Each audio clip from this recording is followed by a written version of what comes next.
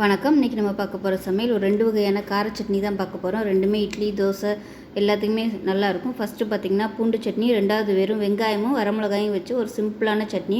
ரெண்டுமே நல்லாயிருக்கும். ஸோ வாங்க எப்படி செய்யலாங்கிறத பார்க்கலாம். பேன் எடுத்துக்கலாம். அதில் வந்து நல்ல ஒரு 2லேருந்து ஒரு 3 சொட்டு அளவுக்கு எண்ணெய் விட்டுக்கலாம். இப்போ எண்ணெய் நல்லா சூடாகிடுச்சு.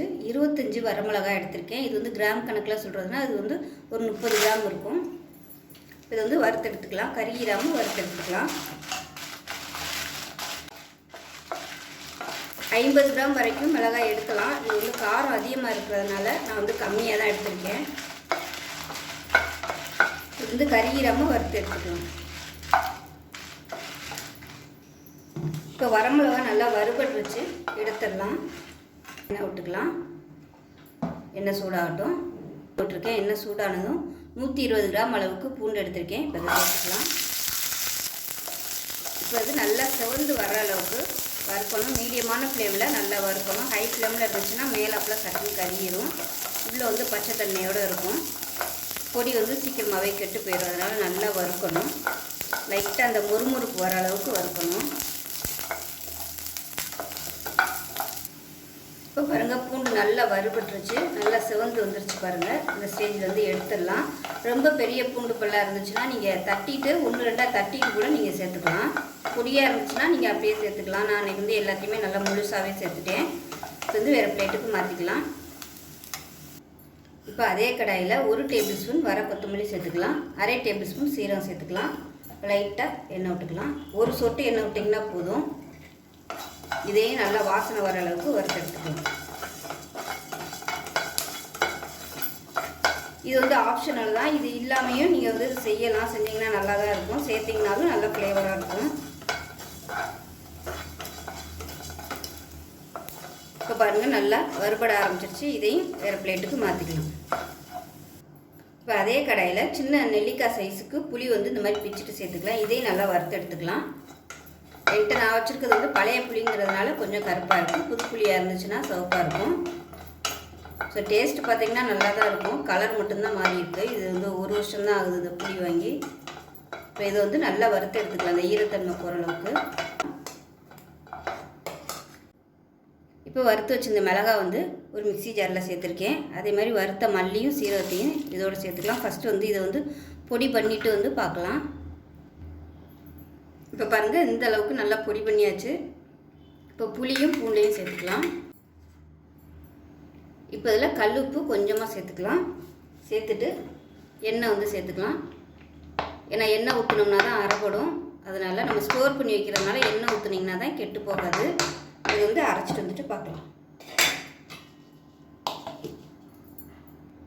இப்போ பாருங்கள், நல்லா நைஸாக அரைச்சாச்சு. இந்த அளவுக்கு இருக்கணும். தண்ணி ஊற்றினோம்னா கெட்டு போயிடும்.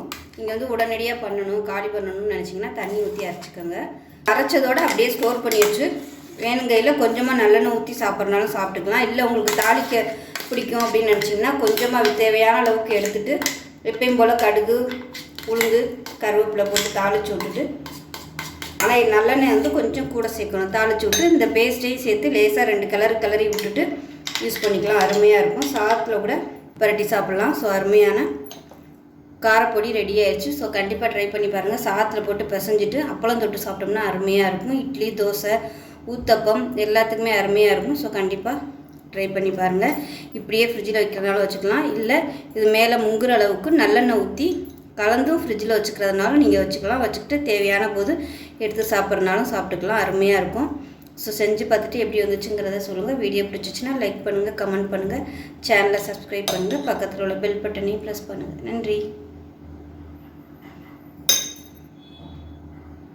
பண்ணிக்கலாம். இந்த சட்னிக்கு பார்த்திங்கன்னா 2 பொருள் தான். சின்ன வெங்காயம் எடுத்திருக்கேன். நல்லா 1 கப் அளவுக்கு அதை சேர்த்துக்கலாம். இதோட காரத்துக்கு ஏற்ற மாதிரி ஒரு 8 வரமிளகாய் சேர்த்துக்கலாம். எவ்வளோ காரம் தேவையோ நீங்கள் அதுக்கு தகுந்த மாதிரி சேர்த்துக்கோங்க. இப்போ இது 2 மட்டும்தான். இது வந்து அரைச்சிட்டு பார்க்கலாம். தண்ணி கொஞ்சமாக ஊற்றி நல்லா நைஸாக அரைச்சிட்டு பார்க்கலாம். இப்போ நல்லா நைஸாக அரைச்சாச்சு. ஒரு பேன் எடுத்துக்கலாம். இப்போ தேவையான அளவுக்கு எண்ணெய் சேர்த்துக்கலாம். எண்ணெய் வந்து இதுக்கு ரொம்ப செலவாகாது. சும்மா நம்ம தாளிக்கிறதுக்கு மட்டும்தான்.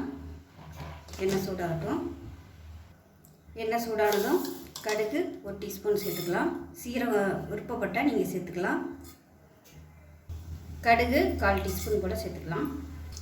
கருவேப்பிலையில் சேர்த்துக்கலாம். எல்லாமே நல்லா புரிய ஆரம்பிக்குது. நம்ம அரைச்சி வச்சுருந்த வெங்காய தக்காளி பேஸ்ட்டை சேர்த்துக்கலாம்.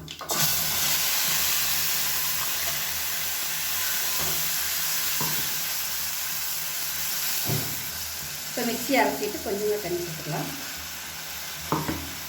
தேவைப்பட்டால் தண்ணி ஊற்றிக்கோங்க, ரொம்ப தண்ணியாக வேணாம். இது லைட்டாக கொதிக்கட்டும். இந்த சட்னி அந்த வெங்காயத்தோட பச்சை வாசனையோடு தான் இருக்கும்.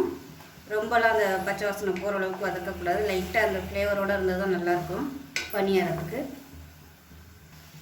இப்போ இதில் 1 டீஸ்பூன் போல் ஜீனி சேர்த்துக்கலாம். ஏன்னா அந்த வெங்காயத்தோட அந்த பச்சை மணம் இருக்கும்ல, அதுக்காக அந்த ஜீனி சேர்த்தோம்னா அது கொஞ்சம் லைட்டாக டேஸ்ட்டு மாறுறதுக்காக. இது விருப்பப்பட்டால் நீங்கள் சேர்த்துக்கோங்க, இல்லைன்னா வேணாம். உங்களுக்கு அந்த பச்சை வாசனையோட சாப்பிட பிடிக்கணும், நீங்கள் அப்படியே விட்டுடலாம். இது லைட்டாக கொதிக்கட்டும். இப்போ பாருங்கள், சுற்றி நல்லா கொதிக்க ஆரம்பிச்சிருச்சு. இப்போ அமர்த்திடலாம், அவ்வளோதான். இதுக்கு மேலே கொதிக்க விடக்கூடாது. நான் அரைக்கையிலே உப்பு போட்டிருக்கேன். உப்பு பத்தலைன்னா சேர்த்துக்கலாம். அந்த ஸ்டேஜில் உப்பு கொஞ்சம் கம்மியாக இருக்குது, சேர்த்துக்கலாம். நான் முதல் கல் உப்பு தான் சேர்த்துருந்தேன், இப்போ நைஸ் உப்பு சேர்த்துருக்கேன். அமர்த்திடலாம், அவ்வளோதான். 2 பொருளில் டக்குன்னு ஒரு கார சட்னி ரெடி ஆயிடுச்சு.